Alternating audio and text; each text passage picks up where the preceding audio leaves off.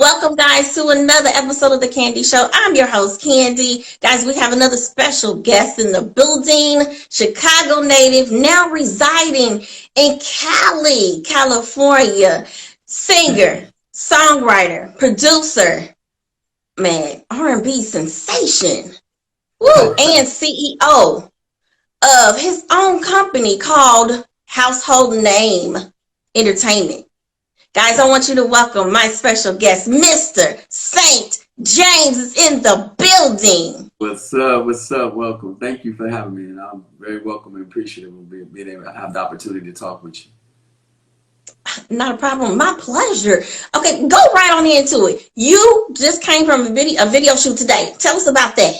I'm putting out a bunch of records and just getting all my video content together during the pandemic and quarantine. This is the perfect time to just try to get everything you can get ready, because once they start opening back up and doing shows, you got to be ready to move on your and get the money for touring and try to make the money back, because a lot of us weren't able to make money during this time in terms of earning power as artists. You know what I'm saying? The real money is in shows and merchandise, because we're not selling CDs and vinyl and tapes and 8-tracks and stuff anymore. So I'm just ready to get back to it, and put together some really dope live stuff with my band and get it all popping. But I want to make sure my recorded stuff was solid, my videos, my content is ready, so I can just keep on dropping a whole bunch of singles and stuff. So I've cut a record called "She's My Monday," and just an adieu to the ladies. You know what I'm saying? It's a pretty nice record.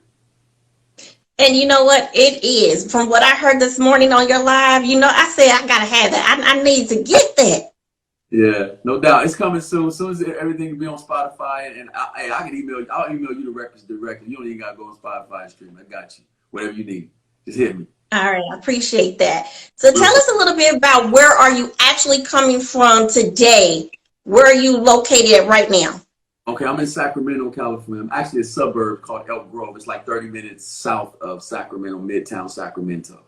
So, but I was just coming in from the Bay Area. It was rainy. I mean, it was cold and windy in that area. Then we get to Sacramento back like an hour and a half later, it's sunshine and warmer. Well, it's the weird thing between the Bay and Sacramento. Was always colder in the Bay Area, cooler, and then warmer and hot and more humid in Sacramento was the northern valley area. Yeah, it's pretty windy here today too. A little bit of ice rain going on, and I mean, you step outside and it was just like blue. Woo! Correct. It was windy. Now you make you don't hold back. You're in your 50s. Yes, 53 years old and proud of it. Absolutely. You don't look it. Well, I appreciate that. They say black don't crack unless you smoke crack, and I ain't smoking crack, so. So. Oh my goodness! Oh my goodness! So, 53. Yes. Tell us a little bit about your journey when it comes to the music. Now, I understand you started out at a really young age, but what really gave you that driving force to say, hey, I want to pursue my talent? I think, being African-American, everybody grows up in a family where somebody can sing, dance, somebody, even if it's just one or two people, or your whole family probably all singing. So, and then you got to think about it. Our culture, this industry is probably the only industry that in some cases a lot of us have the opportunity to earn income or to exhibit some level of talent. It's a weird thing. I mean, we got some doctors and lawyers, we get all of that, but for the most part the music industry is saturated with African Americans who this is the only place they can probably earn, man. Let's be clear. Some of them get out of prison, bad situations. We grew up in impoverished situations. And this is the only outlet a lot of us have. So I think there's a song and dance in every black family, so to speak, being honest and raw with it. So I grew up in the same kind of situation out of Chicago. Everybody, Michael Jackson was real popular coming from Gary, Indiana, which is not that far from Chi-Town, like less than 45 minutes to an hour drive. So it's that whole 60s. I'm 53, so I was born in 68. So right around 68, 70. I mean, everybody was do shoo wop, do wop, wop, do wop, wop. You know what I mean? It's just what it was. So my grandmother was a singer in a church, and that was my inspiration. My grandmother loved for music, all types of music, specifically gospel music, and I just kind of carried the family mantle from that point forward. My grandma passed many moons ago, so it's I'm probably the only one in my family doing music, And, you know, I've been through a lot with this industry, just trying to, you know, go mainstream. Everybody used to want to be a star, but now I think it's more focused on just being a good artist, putting out good music. Because I think being a superstar, them days is very far in between. Not many people are going to make it to superstardom in this industry, just like in the NBA or football. Very few very few of those high school, college kids make it to the pros. So, you know, so you get your heart broke along the way, just like in anything else in life. You live, and you learn, and you build, and you grow. And by the way, I'm actually coming from Indianapolis, Indiana, so I know exactly where Chicago and Gary is. Okay, So. okay. But for the people out there that don't know, right. Now, I heard that you were in a talent show, which also kind of helped drive you into taking this industry a little bit more seriously. Tell us a little bit about that. I'm a 16-year Army veteran, so I served this country for 16 years total service, active in National Guard, and I'm 18, between 18 and 21 years old, singing. You know, someone hears me and tells some other guys about me, but we were all stationed in Germany at the time, in different areas of Germany. And we all came together and formed a singing group back in the 90s when Shy, Silk, Boys the Men, and all of them was real hot. And we entered a talent show, a real big talent show in the Europe area, in Germany area. We won the talent show. They flew us to New York to the amateur night Apollo. And we did our thing, man. And we didn't get booed, but we didn't win. But we were disappointed because we flew all the way from Germany to get to the Apollo. It was crazy. And then next thing you know, we're going down the escalator in Times Square singing some song, original record. And someone heard us harmonizing, told us Joe, the singer R&B artist Joe Thomas, was looking for background singers, and the rest is history. Oh, wow. Now, I too come from a talent show era, and I understand when back then, because see, we don't have talent shows anymore. So I'm always fascinated to hear about how people's journeys started. And a lot of times it's either in church and or a talent show, because that's where most of the talent that is now seasoned talent has came from. So I always like to just, dig a little bit more into that. And a lot of people were discovered from those venues. Yeah. I don't know what it is about talent shows that are not relevant anymore. It's amazing that as many people on the internet searching and singing. I mean, you can't go nowhere on the internet without somebody singing a song or dance and a tap. It's just like, ugh. I mean, if I hear one more person singing on the internet, I think I'm going to pass out someday. It ain't trying to be disrespectful, but it's such an oversaturated situation because everybody's looking to go viral. But like I said, this is the only opportunity some people are going to have to try to get discovered or do what they want. And the internet has made it easier, but to the point it's created a oversaturation of just people who may or may not even have the talent that they think they have. Sometimes people tell you you're dope and you really might not be as dope as you are. Or you might be dope, but you think you're dope. And I don't care about all that stuff. I think the records speak for themselves. You put out good music, let the music speak. It ain't about what I think. It's what the people say they think. And I respect that. So, but talent shows definitely need to make a comeback for real. Yes.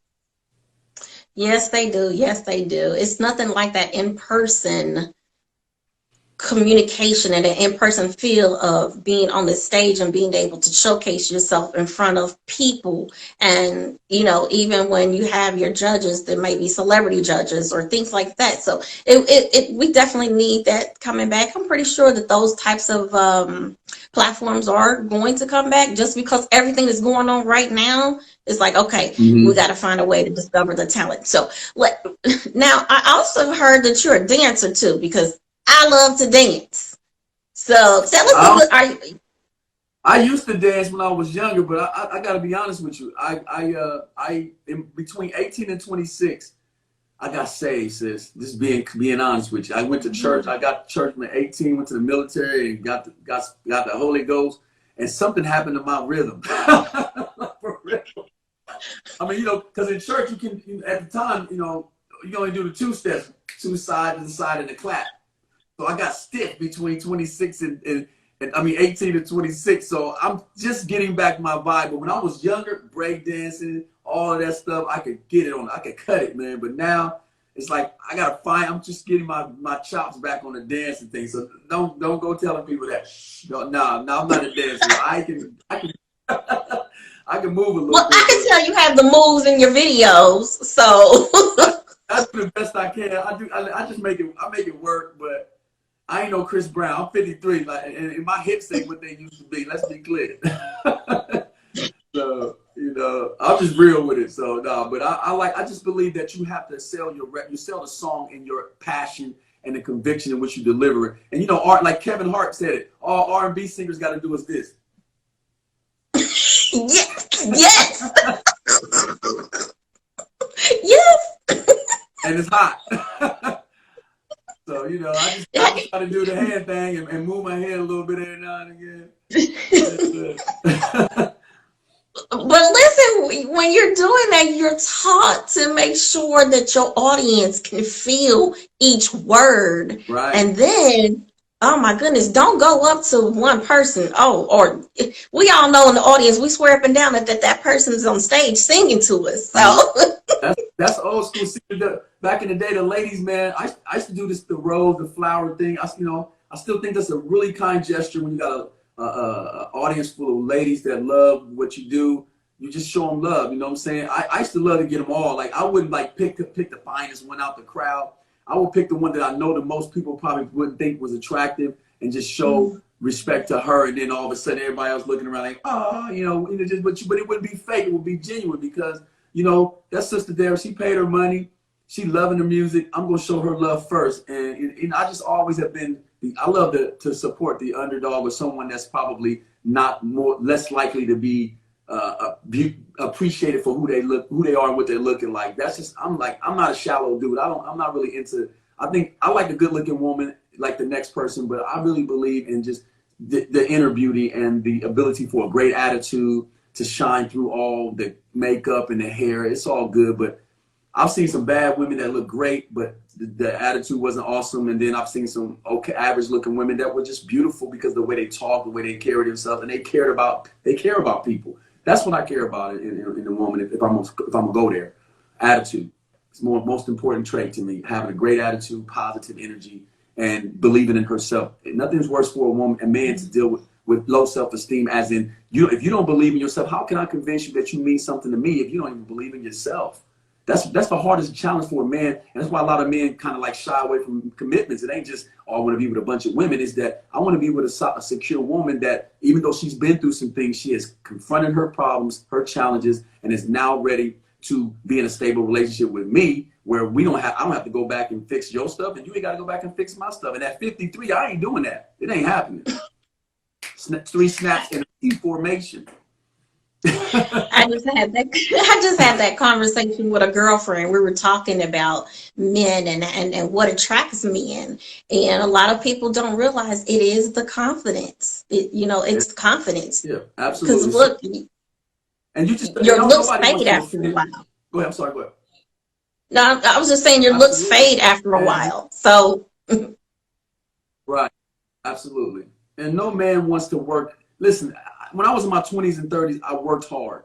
You know, we would drive a country mile. We would stay up all night trying to connect and do what we want, do what we do. But at 53, I just ain't working that hard. I'm grown. I know who I am. You need to know who you are. And it should be easy, not sleazy, just a little easier. I shouldn't have to work hard at 53 that I worked in my 20s to connect with somebody. But, you know, if I got to do all that, I'd rather be by myself and be quiet, sit down somewhere, and keep on working on music. You know what I'm saying? I'm just being honest. We got to get past that kind of stuff as men and women, and just, you know, it's a very touchy conversation. The subject of the battle of the sexes, men and women in this culture we're living in. Everybody's been hurt. If you're over 45, you've been through some stuff. You've been hurt. You might hurt somebody. But at what point do we just move on from it and just find somebody that get along with you and you get along with it? All that extra stuff is irrelevant, man. Because at 50, you should have your own stuff by now. I'm not trying to put our stuff together at 50. You got your own stuff. I got my own stuff. You can come over, but you got to go home at some point. Now, when I get on your nerves, I'm going to go home. Woo, come on now. Woo, yeah. I know all about that. Bye, see you. But you know, when you started out, go ahead. You go ahead. I would say, but we should not go without love just because we've been through things. We shouldn't have to suffer without being loved or loving someone. You still can love and be loved by someone without the handcuffing to the person. You know what I'm saying? You can still find a balance of everything, but people nowadays still want to do a lot of old school things. Like you can't come into a new situation at 50, bringing all your family, kids, and exes and all. I don't want to deal with all that. I just want to talk to you. I want to know your mama, your kids. They got daddies. I hope if your babies that they grown, they should have daddies by now. I mean, and got kids and grandkids. I don't want to do all that. Just you and me. Let's be cool.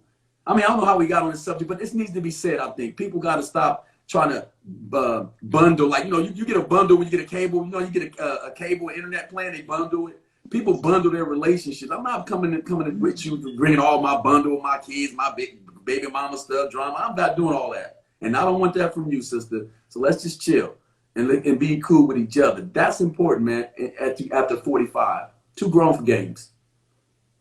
And you know what? Well spoken, because that really comes with age and experience. Yes. And once you finally reach that point in yourself that, hey, you know what am I doing? Is this really worth it? The drama. Right. You realize, you know what? Nothing else matters but my happiness. So right. Life's too short. Life's too short right now. Especially right now. Especially right now. Let's talk about when you started getting into the business. At the time, were you looking to be a major, like a signed artist to a major label? Yes, I've always wanted to have a deal like probably anybody. The whole reason we've been sold on the whole idea of a record deal. We've been sold on the whole idea of mainstream success, and I think we will always strive for that, because those mainstream artists have the machine. They have the publicity, the money, the network, the whole machine behind them, and then so everybody knows who you are when you have a mainstream deal, when a label gets behind you. But if you think about what really goes down with a label, it's just a bank loan. So why not if you go out and spend $300,000 to get, let's say I'm going to buy a house for $300,000. The bank's going to finance me a loan for $300,000 for a 30-year fixed or adjustable rate mortgage. So at about $1,200 a month, maybe $1,500 a month, roughly, give or take. Why can't I get a same loan, somehow find an ability to get that same loan and take that same money that I would be spending on a house and put that in my music career? Just learn the system and machine that's already in place, the distributors, the promotions, the marketing, the camp, and all you need is a bank loan now. I figured it out. And you can go at radio with your own budget. You just got to make sure, you just got to filter through the sharks and the piranhas and the pariahs. It's just a bunch of, politics and mess that you got to filter through, but it can be done. And so a record deal becomes obsolete and unnecessary when you know how to take your own money and do the same thing. That's all the record label going to do. And the record label takes your publishing and your control and power away from you. And then they start telling you what to do with your own music. I mean, excuse me, please? Not going to happen. And even with that, I've always said, listen, it's either they get the money up front or at the back, so it's either you have the money up front, you don't have to worry about that. But then at the same time, when you're not in a position where you can do the distribution and etc., you have to get that loan if you're even successful enough to even get that signed deal. Right. But that a lot of people don't realize that, and then some people still are looking for deals, and that works out for them. Nothing wrong with it. Well, nothing wrong with it, but it boils down to we are still looking for a handout from a record label, from somebody to sign us, somebody to take all our cares away. And the average person in the music business that's trying to make it is already in dire straits. You remember in Coming to America, he asked them to send him some more money because me and Cindy are in dire straits in New York. Remember, they went to the Western Union to get money. So I think the average person in Black communities are really in desperate situations. So they're willing to sign anything to get out of it. So those record labels kind of prey on like predatory lenders doing banks with mortgage back in the 2008 crisis. So you got to focus on understanding that, and then so they exploit us really bad. And that's why you hear a lot of our artists, like our major iconic artists that died penniless. It's not like Jaimz and people like that just died with nothing to show for all of that talent, all of that success, all of that music. And I don't want to be one of those kind of cats in the end of my career. I want to leave a legacy and publishing money to my kids. That's what the white folks do. They leave a legacy of publishing where, I mean, somebody's still eating off of some Frank Sinatra records right now as we speak. You know what I mean? Just come on, man. And you know, and some of our icons are passed away with couldn't even bury them. You know what I mean? It's insane. So just knowing your the business, and it's not just about music. It's the business of music that matters most. You know what I mean? So yeah. So being independent, tell us a little bit about Household Entertainment. It's an independent. So you guys got some good things going on over there. Oh, you've been checking us out? Yeah, I got good records coming from a lot of independent artists. These are independent artists that have partnered with me. I've had some pretty decent traction lately, so I figure why not? This is how you pull people up without bringing yourself down at the same time. You know, you focus on dealing with people that are serious about their careers, willing to do the good business at the top where your paperwork's right, the budget, the money is discussed up top. See, white folks don't have a problem saying how much some stuff costs. We the only problems always, only people always nickel and dime. How much you going?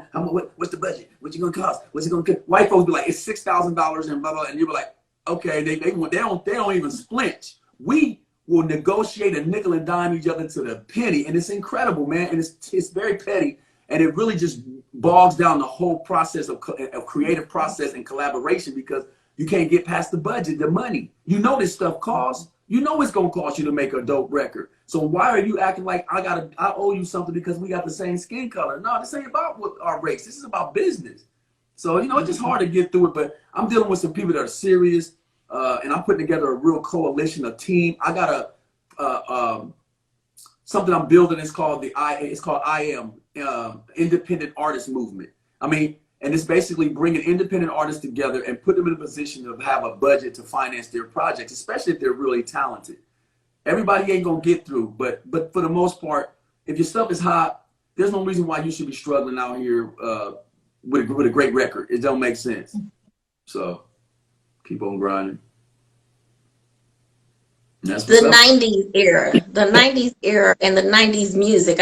You focus on that era so good. Tell us a little bit about that. Now, hey, I'm in agreement. I love the 90s music and some before that.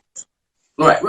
Well, you know, I guess it feels 90s because there's no auto tune, and the beat and the grooves are like heavy drums and bass lines and stuff, and that just. To me, that just always felt good. Them records helped me make it through some really tough times. Of course, Anita Baker, Luther Vandross back in the late mid-'80s and late 80s was cool. And some of those 80s records, they have more of an electronic synthesizing vibe to the 80s music. But then when the 90s came in with Drew Hill and all of those cats, Keith Sweat, that was killing the game. Them records, LSG, Boys II Men even. I mean, just all those records. I mean, that era was just a phenomenal time in music. So for me, I know people like to say my records are like 90s, but because that's the closest you're going to get to hearing some vocals without all that auto-tune on them and you can't even understand the words. You know what I mean? So I consider it a flattery, and that's fine with me. I have no problem with making those kind of records because people our age will always gravitate to that sound, and there's millions of us that want to buy those records. So why would I want to be reaching the 20-year-olds? Even though a lot of my fan base, believe it or not, is 18 to 26. They love my stuff. It's incredible. I'm like shocked. Now I have to say that listening to your latest EP, Throwbacks, the cover, Volume 1, when I first heard the first song, I was like, wait a minute, he's doing that song? And then I listened to the rest of it, and I have to tell you, for that, being a fan of that era, I enjoyed it for the simple fact that sometimes, let's say it like this, sometimes some songs, like I've said before, songs and movies, sometimes you just don't want to touch them just because they're already legendary and classics in their own right. Absolutely. But with everything coming back around with the 90s, it just fits. Right. Well, you talking about Being Gentle was the first record you heard? The Being Gentle record? It was. Being Gentle was the first one. Okay. Yes. Yeah, the story behind that is, you know, I remember the Frederick version. I don't ever want to stop loving you now. Okay. That record was, I remember being at a slow dance back in the day when we would do like house parties and slow dance in the basements and all that. Oh my God, they need to go back to doing those kind of vibes. But of course, COVID's messing everything up. But anyway, that was one of my favorite songs. In I think I was mid high school, probably late 80s, first or early 90s. And I remember mid 80s. And so I always, as I grew up and started doing music, I always wanted to redo that record. No one touched that record that was African American. I think a white guy named Gene Dino or something like that touched. It was kind of a jazz Kenny G style of record. It wasn't the same. So the original composer, Jerry Mims, is a friend of my brother's, and he told me, I told him what I wanted to do. He gave me permission to do what I wanted to. I sent him the record. He loved the record so much, he gave me 50% rights publishing to my version. So I own 50% of that being Gentle record. It's not a cover, it's not a derivative. I own the 50% rights to it. And we kicking butt on that record. Oh wow. Oh wow. Yeah. And just for those who don't know, tell everyone about Being Gentle, because you also have a beautiful sounding voice. Like, her voice is just so amazing. Yeah, she tell everyone tell us who she is. Oh, that's my girl. That's my little sister named Goss out of she's in Chicago now, but she's here. She's been here. She lived out here in Sacramento with me. And yeah, we got together. I originally demoed that with someone else, but then it just didn't have that. And then Sine came on in and just butter, you know what I mean? And just laid it in there, and I was cool, you know. And I don't have a problem taking a backseat to a gorgeous, beautiful female voice. And most duets always highlight the female, so you can't be in your feelings over it. I ain't tripping. I love it. And even the original Janice, nobody talks about. They talk about Frederick all the time, but they never talk about the female Janice. Janice was bad, beautiful sister. She died of I guess epileptic seizure. So she had a seizure, man, passed away a while back.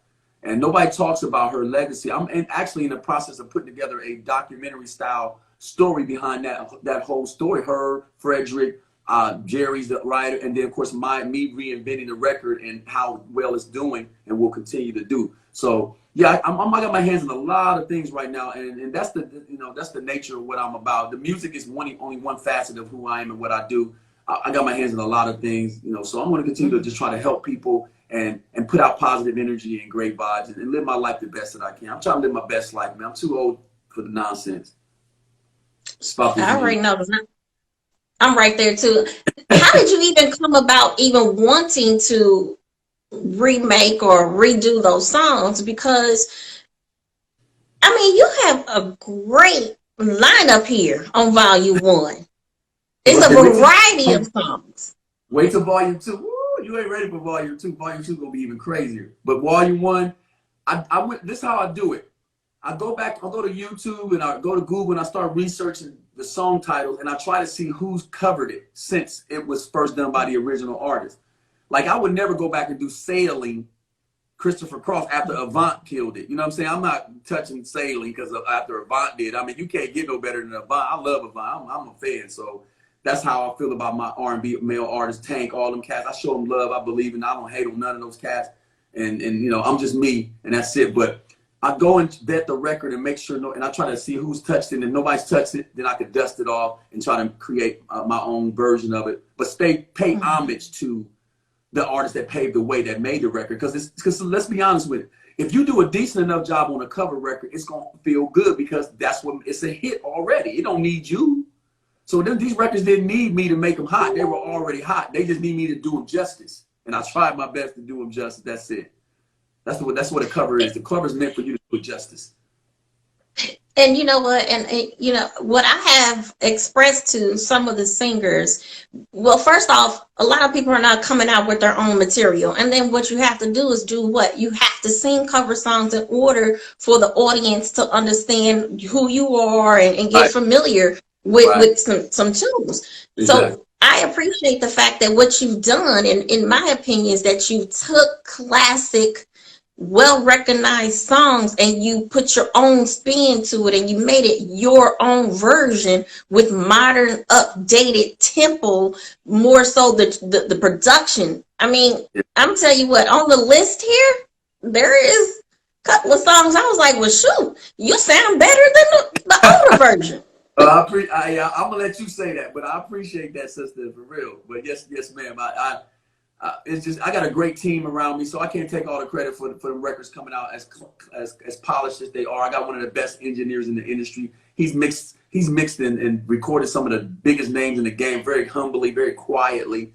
My producers is work with Quincy Jones and a bunch of people. Not the name drop. I'm just saying. I just try not to get all into that. None of that matters. It matters only in the sense of the relationships, because this is a personalized business where personal relationships translate to music relationships. Most people won't rock with you musically until they know you personally. It's just what it is. If they don't like you personally, they ain't going in the studio with you. So it's all connected. So I just try to be a good person and keep it real and enjoy the love of music and do this strictly for the love of the art. I did this without money getting paid for so long. I will continue. I will always do music for free. In the end, I would do this for nothing. And I've sang on street corners with a tip bucket and a karaoke machine, and to survive and pay my bills and eat over the years, man. I have been homeless because of this industry. I mean, not wisely, but when you're young and aggressive and you want it bad enough, you sleeping on couches, you travel. I was on Greyhound buses, Amtrak trains. I've flown to Europe. I've been everywhere this music has called my name. It's cost me relationships, my families. It's cost me all kinds of opportunities and blah, blah, blah. But you know what? In the end, I would still do it again because I love music. And I love when my music and the music I put out touches people's lives and touches their lives. I mean, touches their souls and changes their lives. That's what music does. It's supposed to. And I'm glad you actually brought that up, because that was something I was going to ask you about. You, during that period when you were homeless, you actually got some kind of encouragement from a well-recognized. You did your homework, sister. Okay. Freddie Jackson. Tell us how you and Mr. Freddie Jackson have a relationship. Well, I don't know if even Freddie even remembered this night, but I was in New York City, and I was shopping record deals at the time. I mean, I had some major doors shut in my face, but I had some major doors, deals on the table. Motown, J Records. I mean, I was right there in Blizzard. It was Blizzard 2004. Just cold Blizzard, just crazy. Shoestrings and bubble gums in my pockets, just nothing. And I remember going into the Sugar Bar, Ashford and Simpson's spot in New York. It's called the Sugar Bar, those that don't know. And it was open mic night. So we had Elder Bars, Melba Moore, Stephanie Mills, Freddie Jackson. They were all right there. I grew up just loving those cats, man. And I sang a Maxwell joint. And Freddie said, man, you dope. You can sing. And then we talked a little bit. He gave me his number. We chit-chatted out. And I broke down and said, listen, man, I don't even know where I'm staying tonight. I don't know where I'm going to eat. The brother didn't have a lot of money. He said, I got $100 in my pocket. I'm just, whatever it can do for you, brother, here. And he gave me that $100, his phone number, and kept in touch with me over the period of time until obviously people lose contact. It just happens. I never personalized that. But I'll never forget that Freddie looked at that. He reached in his pocket and gave me that money. And actually that $100, I'm just being real with you. Jesus fed the multitude with a couple of loaves and some fish. That $100 went a long way for me in that moment. It was powerful. It was like, God bless me. And in New York, $100 don't mean nothing in the city. But it went. It helped. I got a room, something to eat, and I was able to get a bus ticket home. Thank you, Freddie Jackson. Well, sometimes those types of life situations make you who you are, and it makes you appreciate life more when you go through those experiences.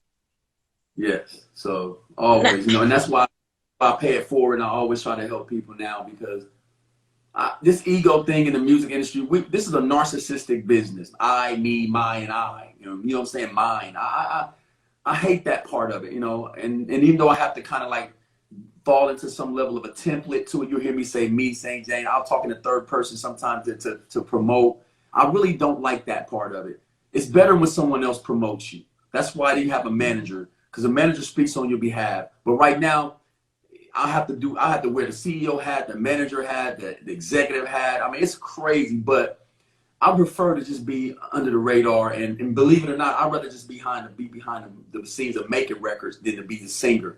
But no one else, I could find no one to be the face of my company in terms of the artist that I needed to kind of like launch it under, but myself. So that's why you see me doing all these records, and I'm 53. Believe me, I want to sit down somewhere, sis. Believe me, just write, make records and build like Barry Gordy. That's my goal when I'm in my 60s, Lord willing. I want to be able to kind of like sit back and just creep and bring out some dope talent. I'm starting to do that now, but I'm gonna continue to do what I do. But yeah, so I really appreciate you. So thank you for having me on the show. So it's all good. Any more questions? Just keep them coming. I got ammunition, baby. Okay. Because trust me, I got a few more. I have to say this. Now, a lot of people, a lot of artists don't like this, but unfortunately, some people have gotten this particular situation. Have you had any, have you had people tell you that you look and possibly sound like another person that's in the business? Oh, R. Kelly, all the time. Yes. Yeah, I'm a Chi-Town native. That's my bro. And you know what? And I'm gonna say this real quick, just because I want to get this out in the air. I love me some R. Kelly. I will always. There is no R&B with R. Kelly. Y'all can sit there and play all this game, talk all that mess all you want to, but ain't no R&B these days without R. Kelly. Now, whatever he's dealing with personally, that's between him and the court of law. I believe personally, until he's convicted of the crime he's been accused of, he should be able to come home on bail until he's able to be convicted of it, and then at that point be sentenced and do his time. But in a court of law, you're supposed to be innocent until proven guilty, and you should have your day in court. He has not been convicted; he's only been accused, and until he's been convicted, we have to understand what the justice system just ain't being fair to the brother. And when of course Donald Trump has freed all these people that have been done a hell of a lot worse in the sense of some of the stuff, the egregious stuff and malicious stuff they've done. They're out on pardons and stuff, and this brother's in a county jail in crazy condition. I don't care about. I care what he did because, I mean, in terms of the issue that's been brought forward about the women, and I get all of that, and that will be resolved in time. Just like when Michael Jackson was accused. You know, you see what happened to him when how many times he been accused? Then he was acquitted, and they still didn't want to believe it. So whatever. And a lot of times those major labels would rather defame you than pay you. Let's be clear. We don't know. We don't know what's R. Kelly probably, us black men. Listen, it's hard for me as 53, but because I'm 53, I can talk that mess because I don't care what I don't care. I ain't got a lot to lose in the sense of a career and the cancel culture BS. I don't care about that. I'm self-made, thank God. But a black man has a very tight rope to walk. If he's too confident, he's arrogant. If he's too weak and passive, he's insecure. So we kind of damned if we do and if we damned if we don't. It's a very tough situation to be in being black in this business. Because if I talk real confident, I'm arrogant. I think I'm all that. If I talk very humble and submissive, then I'm weak and passive. And so it just frustrates me that people don't understand that I make music. Music doesn't make me. So can all that stuff, man. Just buy the record and enjoy the music for what it is. Don't put too much emphasis on the pedal stool for me, because I'm gonna jump off the pedal stool. I'm gonna come down there and meet you. We're gonna chat it up like homies and keep it real, because I don't care about this music stuff to the point where I think I'm better than you. It ain't that serious. But so the platforms I'm on isn't about me. It's about helping other people and the music doing the work. Well, I appreciate you even giving that feedback, because I literally had that same kind of conversation earlier today and yesterday about the R. Kelly situation. And to be honest, for me, you said it. There wouldn't be a lot of hits and artists if it wasn't for him. What he did in his personal life or what he's suspected to have done, that's personal. But a lot of people can't separate him from his music and his talent. When God gives you a talent, they give you a talent. You can't take that away. Just like with your education, you go, what do they tell you? Go get your education. Can't nobody take that away from you. So no matter what you're doing, at the end of the day, there's something that given talent, God-given talent, whether it be you or anybody else, no matter what you've done in your personal life, when you have a talent, hey, you can't take that away. And with that talent, he jump-started a lot of people's careers. So I just wanted to get the elephant out of the room, because I'm honored to be, compared to a legend like R. Kelly and Robert. I mean, and that's what's wrong with our society. It's not just African American, black people. It's American culture. Listen, I get more love in overseas and other countries than I do here, and that's fine. I mean, I just love music, and I like people that love music simply for the sake of music. Everything. I mean, you can look at my videos and find something wrong with the girls. Oh, he should have picked a better looking girl. I've heard that a lot. I mean, I pick. Trust me, don't think I don't want no fine chicks in my video, fine ladies in my video. But let's be clear. It's hard to find them. Let's be clear. I can't afford to go and spend thousands of dollars on super. So y'all got to know I'm building it now. Work with me, people. I'm trying to build the image, the vibe, the whole concept, and the whole. I'm independent. Come on, stop it.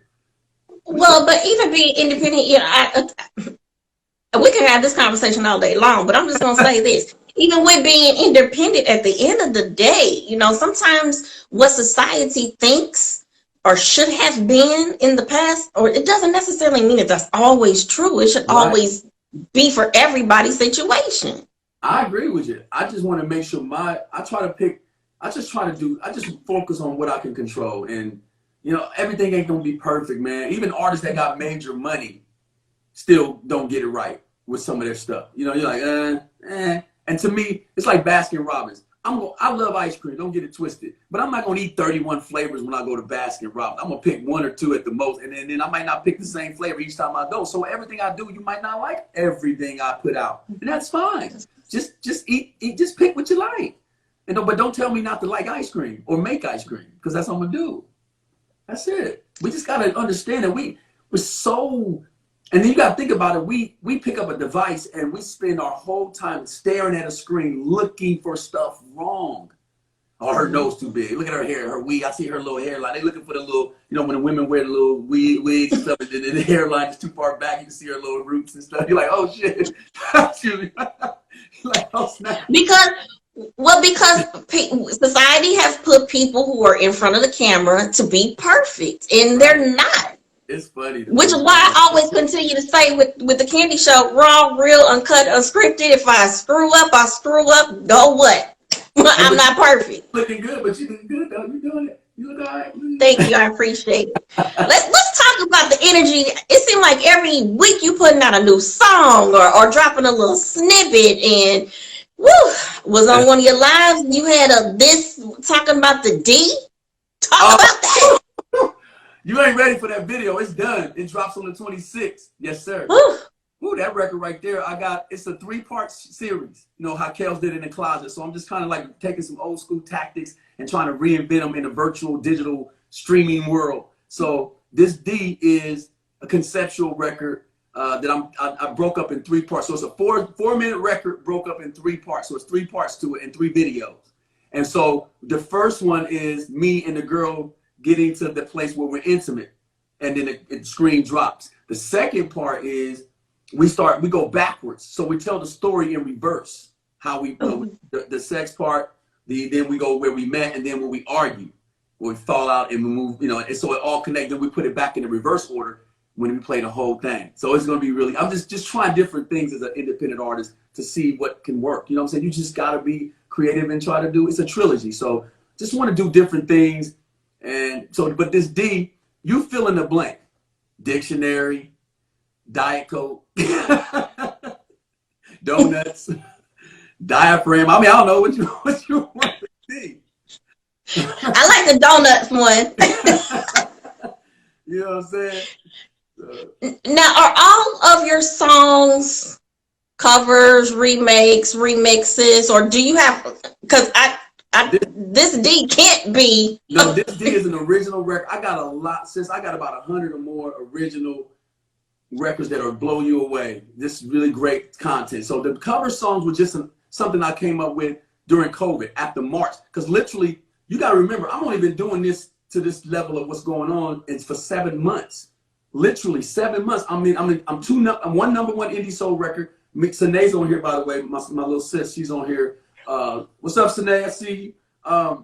And we've got Baby Come to Me, the Jaimz, Ingram, Patty Austin, Quincy Jones remake is number 16 on the indie soul chart. So we're on our way to possibly a 2 #1s indie soul records in less than 7 months. That's incredible. Or 1.5 million streams on Spotify on the EP, 1 million streams on Being Gentle, and 36,000 radio spins on digital radio stations. Come on, man. And you know, and we're gonna continue to build. So, you know, So the throwback was something to do during quarantine and COVID. So while everybody else is scrambling, I had all them videos you see me dropping inside the studio booth where I'm singing into it. I was doing that 3 years ago, and I was barely getting anybody liking it. So I never stopped. I never gave up. I'm going to continue to do it. And even right now, I might have 7 people in my room when I should have 700. But I don't care if it's 7 people in my room, 6 people, 70, 7,000. I'm going to be the same guy, engaging, talking to people. I know people. I met some great people on here. I know about their families, their dogs, their cats, their situations. How's your kid? Autism, this or that. I mean, you just get to know people. Artists are not engaging their fan base anymore. They're just thinking because I'm somebody famous, you're going to just come buy my music. No, I'm not. Who are you, dude? And we are a realistic society where we love to know about people's personal business more than we like their music. You know, we want to know more about what you're doing, who you're doing, than what you're singing. But stay out of my business. That's one that I will tell you. Stay out of my business. I'm a grown man.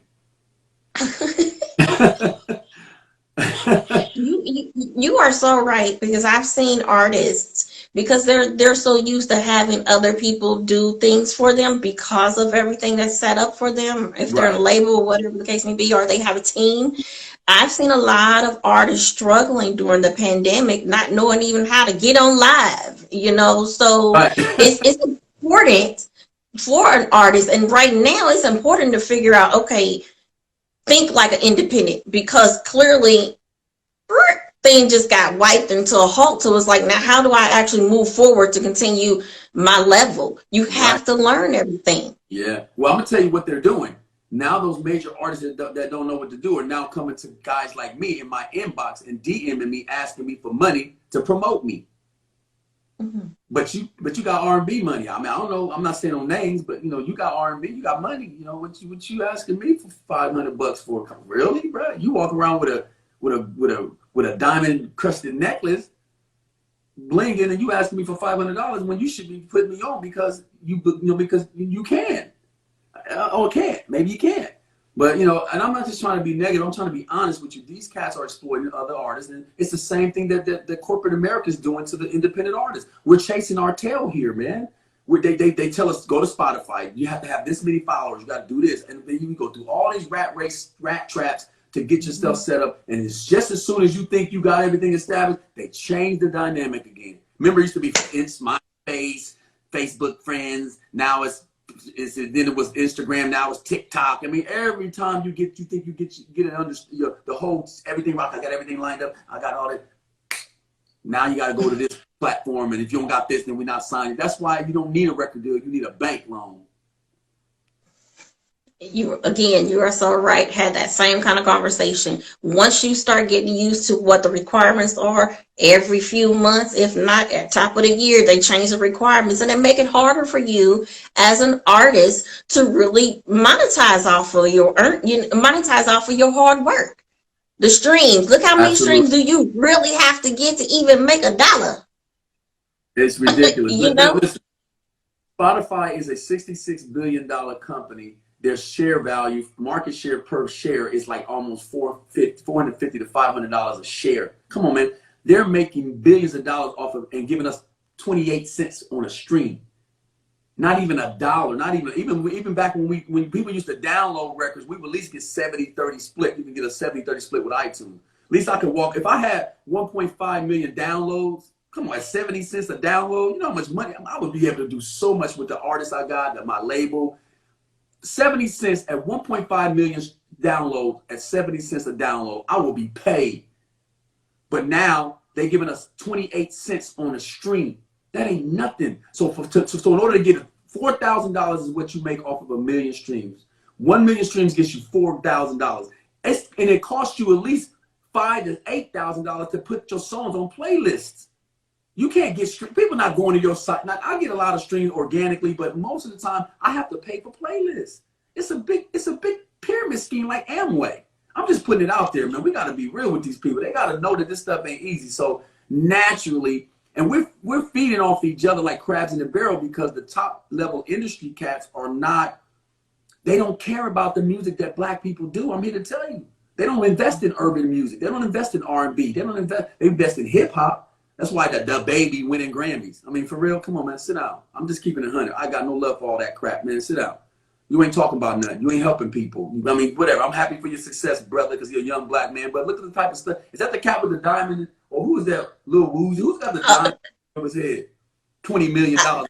You could have built a whole community, bro. Come on. Yeah, don't even get me to tell you what his name is because I'll mess it up and I'll forget. But, you know, with that, even if you're R&B, they try to push you to go pop so you can go to that crossover audience so they can really get some money. Right. And we sold, that's why R&B is struggling right now, because we sold out our genre for pop. And then you got Sam Smith, Justin Timberlake, and Ed Sheeran winning best new R&B artist. Come on, are you serious? Never, that should never happen in R&B music again. I'm sorry, I got love for JT and all them cats, man, but white boys should never win best new R&B artist, bro. I don't give a damn how good his record is. This is a black genre, period. And we need to be proud about it. We need to go back to rekindle our relationship with R&B and stop acting scared. If you're over 30 years old, 35 years old, stop being insecure about rhythm and blues just because it's not the popular mainstream music. We can make it pop again, and it's starting to come back. You heard that Secret Garden record with Omar Wilson, Raheem Devon? Them brothers did that, bruh. That gave me hope for R&B, real talk.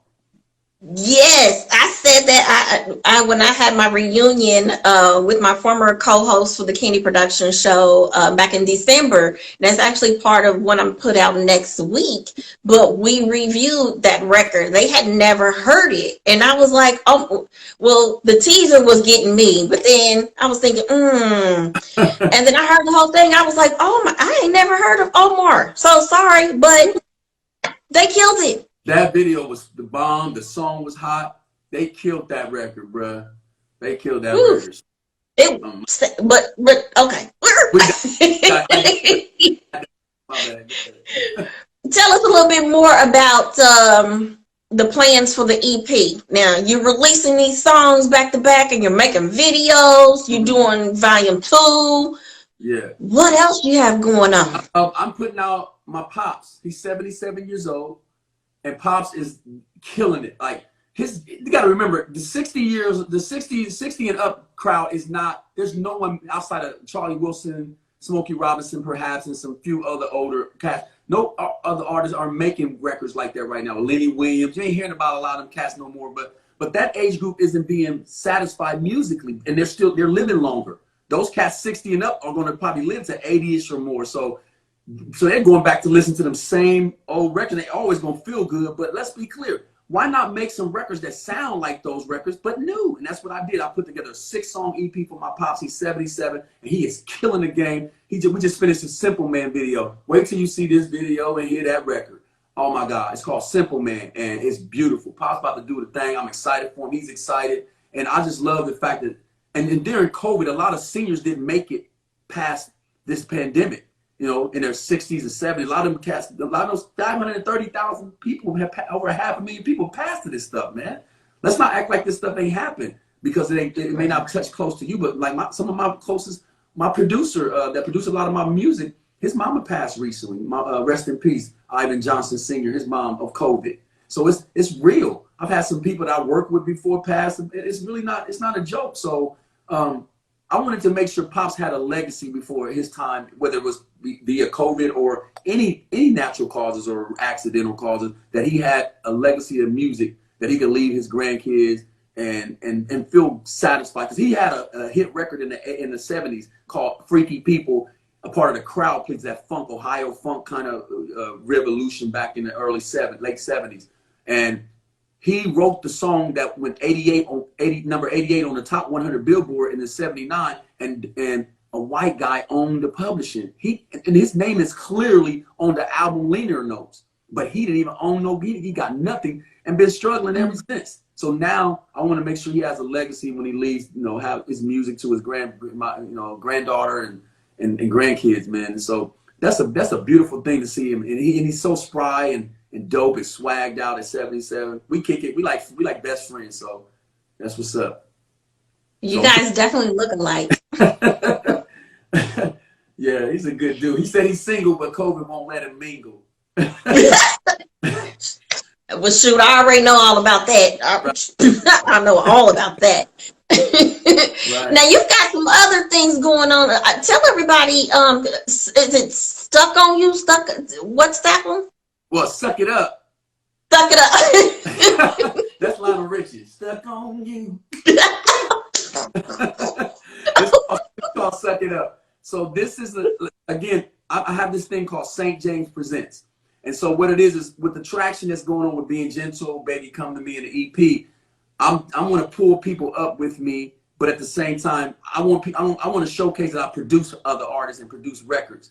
So I'm kind of St. Jaimz Presents Rena Lynn, and she's a Filipino American young lady, and with a beautiful voice, sounds like to me and some other. She got a really great R&B vocal, and she happens to be a Filipino American, and I just think that's awesome when other races can sing R&B and they're not trying to exploit or appropriate the race, but they just really love music, and that's what it's all about. So I hate when people try to, like Bruno Mars, they're trying to say he's appropriating black music. Come on, man, sit down somewhere. Bruno Mars is ridiculously dope. I don't care what you think, but right now I'm gonna let him do his little Silk Sonic thing. But it's all about Household Name Entertainment, St. Jaimz, and my team and my artists that we're working with, and Sine. So we said nay. So we gonna get it popping. But I love it, man. So I got a lot coming up. Stay tuned. We drop Arena Friday. This D comes out the 26th, part 1. Man, I got so much stuff. It's crazy. People gonna really be kind of blown away about the content and the quality of the music, and whatever happens, man. If I won the best new artist in indie soul for 2020. I won that award. So they be sending me. All right, well, congratulations. Thank you. It was a really big accomplishment because it wasn't a fan voted award. It was by my peers. That's even more important when your peers respect and acknowledge what you're doing so independently. So. Wow. So you have a lot of things going on. Tell everybody how they can follow you, download your music, because listen, like I said before, it seems like every other week you dropping something new, a new teaser. Right. You dropping so much, I can't even keep up with the songs. Yeah, I know, but as an independent artist, you can never have too much music out because nobody. It's not like the sample size is so small compared to mainstream artists. Like, I mean, people it may look on social media like, oh, he doing it big or he doing it. And to some degree, I'm getting there, but it's not really about, it's not, as an independent artist, it's so many people that have not even heard of me, have heard my music. So it's an untapped market. That's so much. So it's a small sample size. So, and you want something to go viral. So you tend to throw something at the wall, see what sticks. And you kind of have to pick and choose and fill it out. It's like anything else. So that's why I do that. But more importantly, I want people to kind of like understand that I'm not just a cover singer, singing cover tones and cover records. I got my own original stuff that sounds just as good as what I did with the cover stuff. And with my team of artists and songwriters and my engineer, my producers, I can't go wrong. And we make sure the record comes out there slapping from intro to outro. No nonsense, no fillers. Barry Gordy said it best. If you're down to your last dollar, are you going to buy this record or a sandwich? And that's going to tell the tale. Oh, come on now. Live, eat, and breathe it. If that's what you do, then you're going to sacrifice eating a sandwich. Right, for that record. Amen. That's it. So that's what's up. Well, I don't want to take up any more of your time. I know we can definitely continue the conversation. Oh, real quick. www.stjaimz.com. You can find me on my official website, all over social media. St. Jaimz, SaintJaimz. And I heard I'm trending on Google. I've never Googled myself, so I really don't know, honestly. But you can go on Google and find me. And I just support the music. And if you like what you hear, just listen to it for its purity and nothing more. And if it touches your soul and you like it, support it. If you don't, like I said, Baskin Robbins that has 31 flavors. And hell, some people don't even want not one of those flavors. You know what? I tell you what. If you like 90s music or even before, like you said, on your album, you know that not everybody's maybe gonna like everything, but you have a variety on the EP. So Bobby Brown, right? Wait a minute, Bernard Wright. That's the one that got me. I was like, what? No. So guys, I want you to make sure that you follow Mr. St. Jaimz. Make sure you download his music, support him, stay in tune with him, follow him on the social media platforms. Mr. St. Jaimz, is there anything else that you'd like to contribute to the conversation before we leave? Candy, you're a gorgeous sister. I appreciate the opportunity of being on your show. I want to say that, keep your head up, whatever, keep doing what you're doing on your platform. And I will continue to support you. And you got your family to me now. So when I see you doing something, I'm going to like your stuff.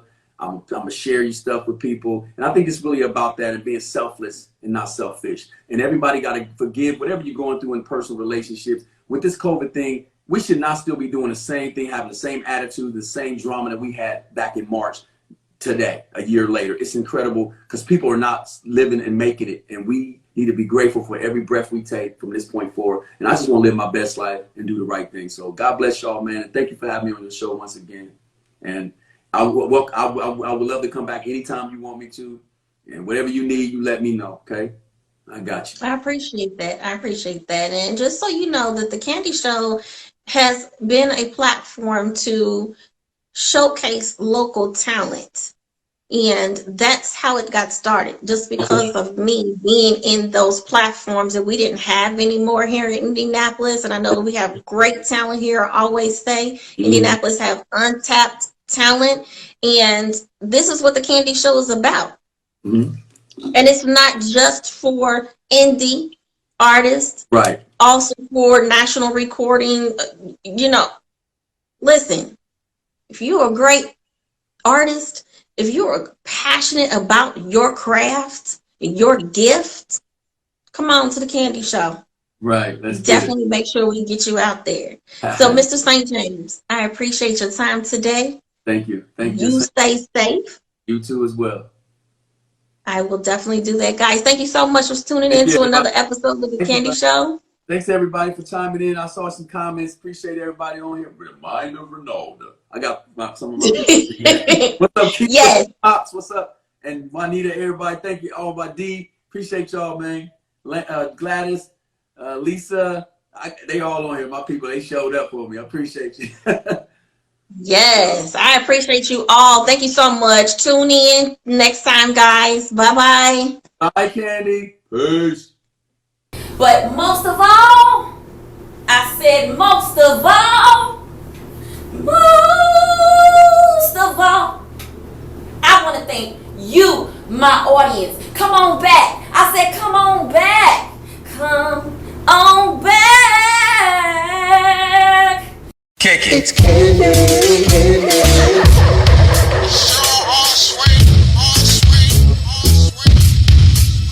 She's just so candy.